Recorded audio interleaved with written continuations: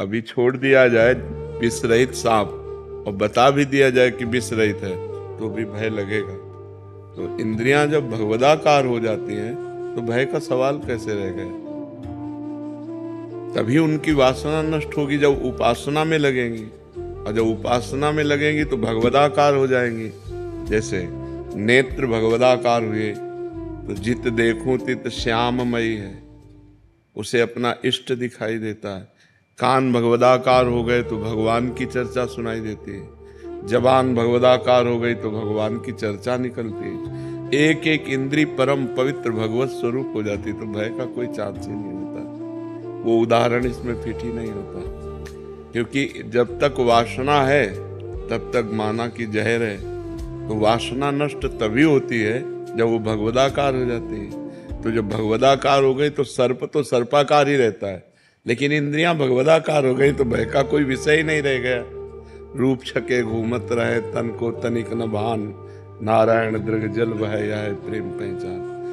मतलब सर्प तो सर्पाकार रहता ही है, विष खत्म हो गया, लेकिन इंद्रियां ही नहीं रह जाती, वो भगवदाकार हो जाती। जैसे नेत्रेंद्री नहीं रह गई, अब इसमें श्याम सुंदर समा गए। पिय मूरति नैनन बसे तेहि रस राय समाये, पिय मूरति नैनन बसे तेहि रस राय समाये, ये लक्षण सुन प्रेम के और न कछु सुहाए। जब प्यारे की मूर्ति नेत्रों में बस गई तब नेत्र में भयावा कहाँ रह गया। हमें इंद्रियों के विषय में व्यापार करते हैं, व्यापार में कोई भी लाभ हो गया है तो उसको कोई उसमें रुचि नहीं रहती है। घाटा हो गया उसके बाद भी कोई रुचि नहीं है। धर्म युक्त तो भोग है, हमने भोगा, उसके बाद भोगने के बाद मुझे कोई उसमें भी रुचि नहीं है। ऐसी स्थिति है महाराज जी। तो अभी भगवदाकार स्थिति थोड़ी है, अभी तो संयम पूर्वक चलने की चेष्टा है। तो अभी विष रहित थोड़ी हो। विष रहित तो तब होगा जब केवल भगवान के चिंतन में मस्त होते हुए आपको ये भी चिंतन नहीं रहेगा कि मैं सम हूं, मैंने भोग भोगा लेकिन मुझे सुख नहीं मिला। तो मैं तो अभी बना हुआ है ना, तो सब विषयों का विष तो मैं है। जब ये मैं ही लय हो जाता है तो क्रियाएं यंत्रवत होती है। अभी आप कर्ता भोक्ता हो कि नहीं, हो कि नहीं? तो अहंकार विमूढ़ आत्मा कर्ता अमिति मन्यते, समझ रहे? ये भगवान की वाणी है। अहंकार विमूढ़, और अहंकार का मतलब घोर अज्ञान। अभी हम अज्ञान की धरा में ज्ञान की धरा तक यात्रा कर रहे हैं। असतो मा सद्गमय, तो अभी निर्विषय नहीं हुए। लेकिन आपका प्रश्न है कि जब उसका विष खत्म हो जाता है तब वो कैसी स्थिति होती है। हमने प्रश्न किया कि मतलब इस समय मतलब ऐसी स्थिति में हमें कैसे रहने, क्या करना चाहिए? हाँ, अब ये स्थिति अगर आप नाम जप कर रहे हैं और सहनशील बनते चले जाएं तो आपको ये स्थिति ज्ञान तक पहुंचा देगी, भगवान तक पहुंचा देगी। स्थिति बढ़िया है, लेकिन प्रश्न हमारा उत्तर होता शब्द पे कि सर्प के विषवत दांत टूट गए हैं, अब वो केवल सर्प रह गया है। लिखा है कि मतलब जो है अभी जो है, लेकिन फिर भी है अंदर से चेष्टा है उसकी, तो उसको लिखा है ना, फन काटता है, शरीर में जहर नहीं फैलता। तो आप निर्णय कैसे कह सकते हैं कि उसका जहर नहीं पड़ सकता? क्योंकि भोक्ता और कर्ता है, तो कर्ता और भोक्ता है तो शुभ और अशुभ कर्म बन रहे हैं। अवश्य में वो भोक्तव्यम कृतम कर्म शुभाशुभम, कृतम माने किया हुआ कर्म, और कर्ता भोक्ता है तो विष तो पूरा है प्यारे। एक बार हमको बता दी आपने कैसे रहना। नाम जप कीजिए और जैसे चल रहे हो ऐसे चलते रहिए। ये गलित हो जाएगा, ये लय हो जाएगा। आप ठीक चल रहे हो लेकिन प्रश्न में त्रुटि है, प्रश्न में त्रुटि। आप ठीक चल रहे हो, आपका जैसे एक गृहस्थ धर्म में चला जाता है, ठीक साधना आपकी वही चल रही है। आप नाम जप करते रहिए, समभाव से रहिए, परोपकार कीजिए, पाप कर्म न बनने पावे, तो यही वृत्ति धीरे धीरे आपकी गाढ़ होती चली जाएगी और आम कर्ता भोक्ता लय हो जाएगा। जहां कर्ता भोक्ता लय हुआ तब आप पूर्ण निर्विषय हो गए, भगवदाकार हो गए। अब आपका जन्म मरण नहीं होगा, अब आप भगवान को प्राप्त हो गए। बस ऐसे धीरे धीरे चलते रहिए। और जब विषय सेवन कीजिए, वर्तमान में जब विषय सेवन कर रहे हैं उस समय उसमें एकाग्रता नहीं होनी चाहिए। एकाग्रता भगवान में होनी चाहिए कि क्रिया मात्र है। हाँ, उस समय एकाग्रता भगवान की होनी चाहिए कि ये भ्रमात्मक क्रिया है, ये कोई सच्चिदानंद सुख नहीं है। अरुचि पूर्वक विषयों का सेवन, सम अवस्था में व्यवहार, हानि लाभ मान अपमान दुख सुख और नाम जप, यही पार कर देगा। ये जीवन पापाचरण ना होने पावे।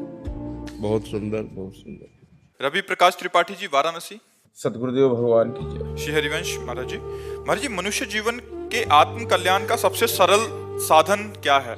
इंद्रिय और मन को, जो प्रमथन स्वभाव वाली इंद्रियां हैं, प्रमथन स्वभाव वाला मन है, मथित करके विषयों में लगा देता है। इसको निर्विषय करके परमात्मा स्वरूप में स्थित हो जाना।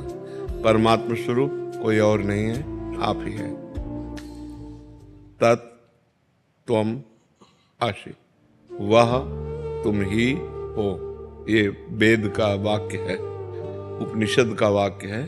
तत् त्वम आसि। और मैं अपने को भूलकर मनुष्य मान लिया। मनुष्य में अंतःकरण में इतना तन्मय हो गए कि जो मन कहता है वो मेरी बात, जो इंद्रियां देखती सुनती बोलती वो मैं कर रहा हूं, ये अज्ञान। अब ये स्थिति है ना कि जो मैं देख रहा हूं तो मैं देख रहा हूं। उस समय ये ज्ञान नहीं होता कि मैं साक्षी हूं, नेत्रेंद्रिय देख रही है। मैं भोग रहा हूं, उस समय ये ज्ञान नहीं रहता कि ये जनेंद्रिय भोग रही, मैं इसका साक्षी हूं। हर इंद्रिय अपना वर्ताव कर रही, लेकिन वो अपना वर्ताव नहीं कर रहे, वो मैं कर रहा हूं। बहुत सूक्ष्मता का ये विषय अगर समझ पाओ तो इंद्रिय वर्ताव कर रही है विषय में और हम उसे स्वयं मान रहे हैं। मैं भोग रहा हूं, मैं देख रहा हूं, मैं सुन रहा हूं, मैं बोल रहा हूं, मैं कर रहा हूं। आप नहीं कर रहे हैं, आप अकर्ता पुरुष हैं, आप परमात्मा स्वरूप हैं। यही जानना मनुष्य जीवन का परम कर्तव्य है। यह अध्यात्म की सूक्ष्म वार्ता है। जड़ चेतन ही ग्रंथि पड़ गई, यद्यपि मृषा छूटति कठिनाई। जड़ चेतन की ग्रंथि पड़ गई, यद्यपि झूठी है, कभी पढ़ ही नहीं सकती, पर छूटति कठिनाई। इतना विचित्र हम फंस चुके हैं अंतःकरण में। मन कहता है कि हमको ये दृश्य देखना है, नेत्रेंद्रिय के साथ मिल गया, मुझे ये दृश्य देखना है। अब आप उसको अपना मान लेते हैं, यार मेरे को आज ये देखना है, फंस गए। अब निर्णय नहीं कर सकते कि गलत देखना था या सही देखना था। अगर आप उस समय विवेकवान हैं तो आप मन और नेत्रेंद्रिय दोनों को शासन में लेंगे कि ये गलत दृश्य है, मैं नहीं देखूंगा। ये साधक की बात है। सिद्ध पुरुष तो गलत सही दोनों से ऊपर उठ जाता है। उसके लिए न कुछ गलत है न कुछ सही है। वो न देखता है, न सुनता है, न बोलता है, और देखता सुनता बोलता हुआ भी वो कुछ नहीं करता है।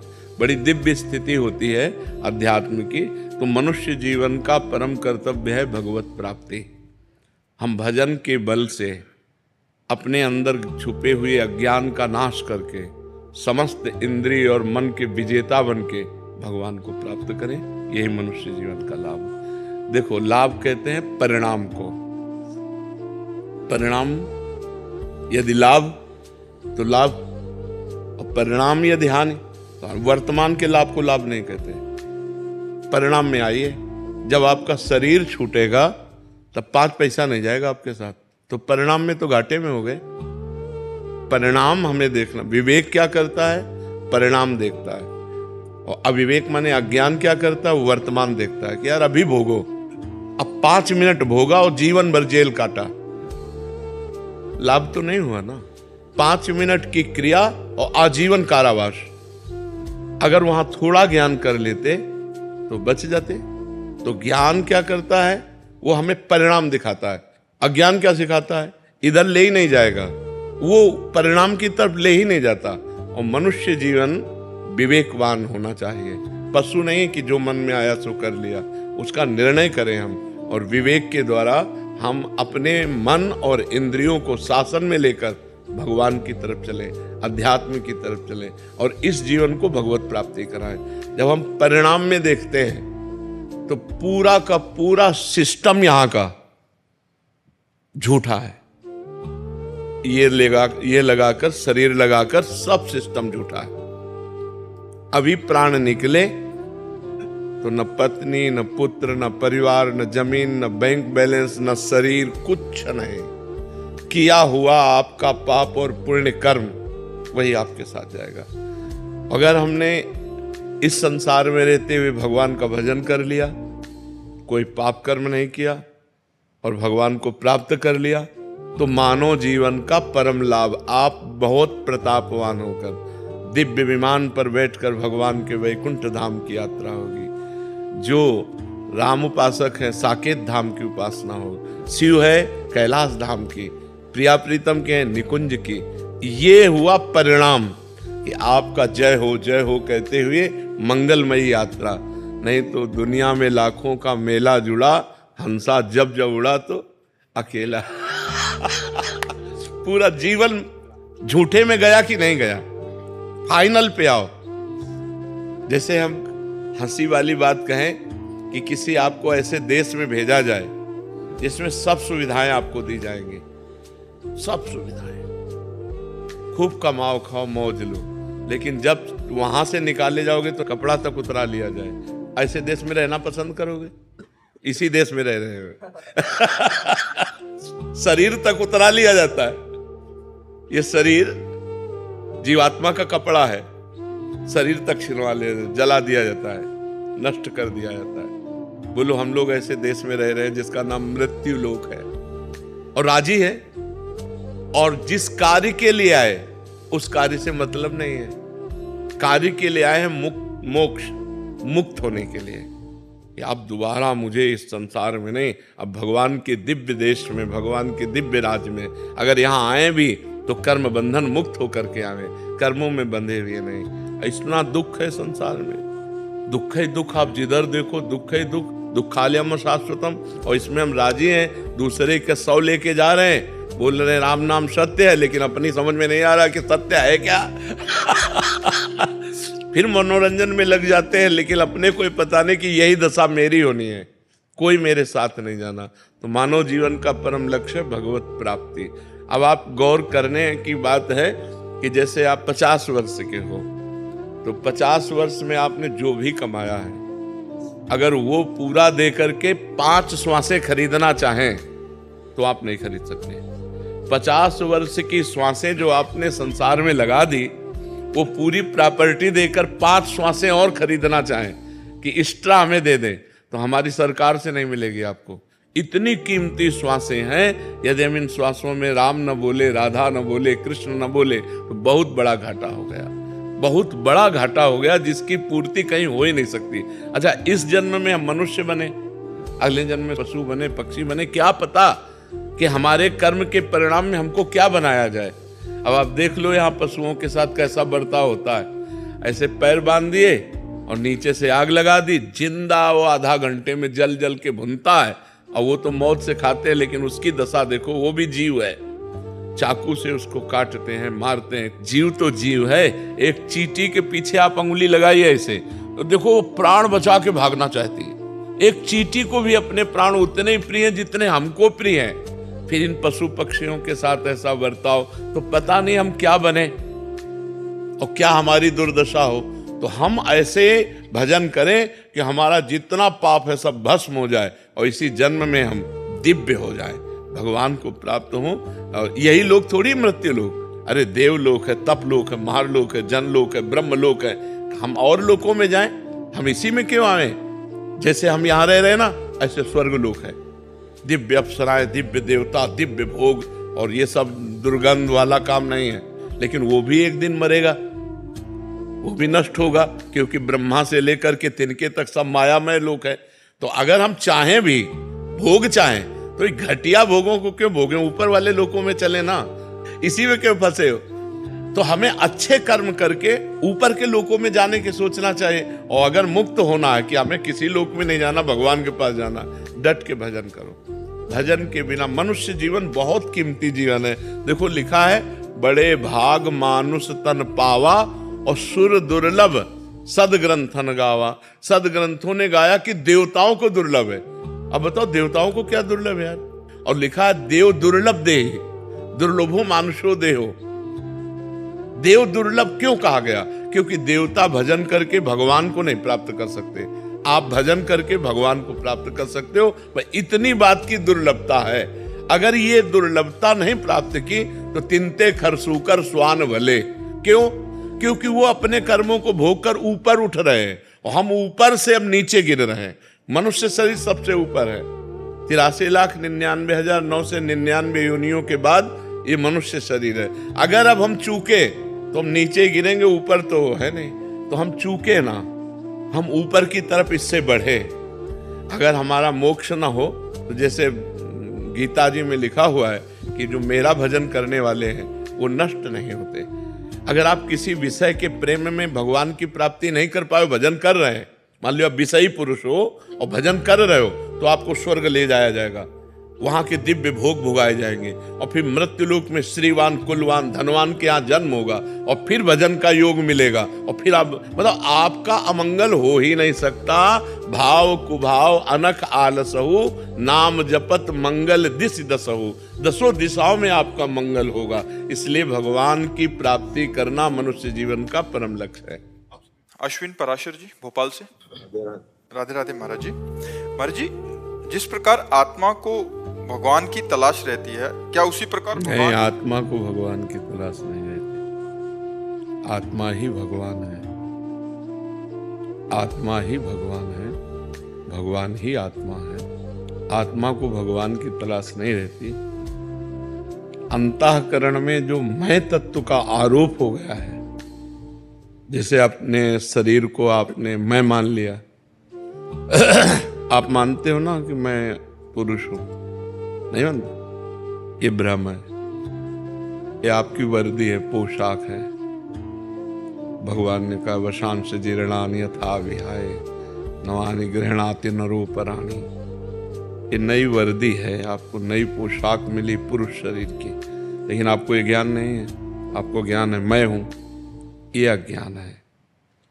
जो अंतःकरण में मन बुद्धि चित्त अहंकार है, उसमें जो अहंकार है वो ये पूरा का पूरा जितना ज्ञान भरा हुआ है उसी में सब भरा हुआ है। इसी अहंकार को मिटाने के लिए हमें भगवान की आवश्यकता है। जब हम भगवान को पाते हैं तो अपनी आत्मा के रूप में पाते हैं। हमारी आत्मा ही भगवान है। आत्मा और भगवान में इतना अंतर नहीं है। वही आत्म तत्व भगवान है। वासुदेवा सर्वम इति समात्मा सुदुर्लभा। भगवान ही सबके हृदय में विराजमान है, वही आत्म तत्व के रूप में विराजमान है। तो आत्मा को परमात्मा की खोज नहीं है, परमात्मा ही आत्मा है। खोज है मैं को। ये जो अहम बैठ गया है, स्त्री पुरुष इंद्रियां मन भोग वासना धन बाहरी सब वैभव, ये सब अज्ञान का स्वाप्निक दृश्य मिट जाए और मैं अपने स्वरूप में आ जाऊं या मैं भगवान को प्राप्त हो जाऊं। ये देहाभिमान को है भगवान की प्राप्ति। देहाभिमान को भगवान की खोज है, आत्मा को नहीं। आत्मा ही परमात्मा है, परमात्मा ही आत्मा है, किंचिन मात्र अंतर नहीं। जैसे एक चम्मच गंगा जल या एक टैंकर गंगा जल कहा क्या जाएगा? गंगा जल ही कहा जाएगा ना। तो ऐसे जीव को क्या कहा गया? परमात्मा का अंश। तो गंगा जी का अंश एक चम्मच गंगा जल तो पूर्ण गंगा जल ही है, अपूर्ण तो नहीं है ना। तो ऐसे ही परमात्मा का जो अंश है वो पूर्ण है, वो पूर्ण परमात्मा स्वरूप है, उसमें कोई अंतर नहीं। लेकिन अंतर पड़ गया, हम अपने स्वरूप को भूलकर देह को मैं मान लिया, भोगों को सत्य मान लिया, संसार में रम गए। यही हटाना है। मनुष्य जन्म में यही कर्तव्य कर्म करना। अगर ये कर्तव्य कर्म कर लिए तो मुक्त पुरुष हो गए, जीवन मुक्त पुरुष। और अगर जीवन में बंधे रहे तो दुर्गति प्राप्त होगी। पुनरपि जननम पुनरपि मरणम पुनरपि जननी जठरे शयनम। बार बार जन्म, बार बार मरण, बार बार माँ के गर्भ में जाना, ये क्रम चलता रहेगा। समझ पा रहे हो आप? उर्मिला पराशर। राधे राधे महाराज जी। महाराज जी, आपसे मिलकर जीवन बहुत परिवर्तित हुआ और मैं आपके वचनों के अनुसार चलने का भी प्रयास कर रही हूँ। महाराज जी, हिंदू धर्म ग्रंथों और मान्यताओं के अनुसार पाप मुक्ति के अनेक साधन बताए गए हैं, जैसे गंगा स्नान, पाप मोचनी एकादशी। समझना, यहाँ समझना, पाप मुक्ति के उपाय बता गए, लेकिन पाप की प्रवृत्ति के नष्ट होने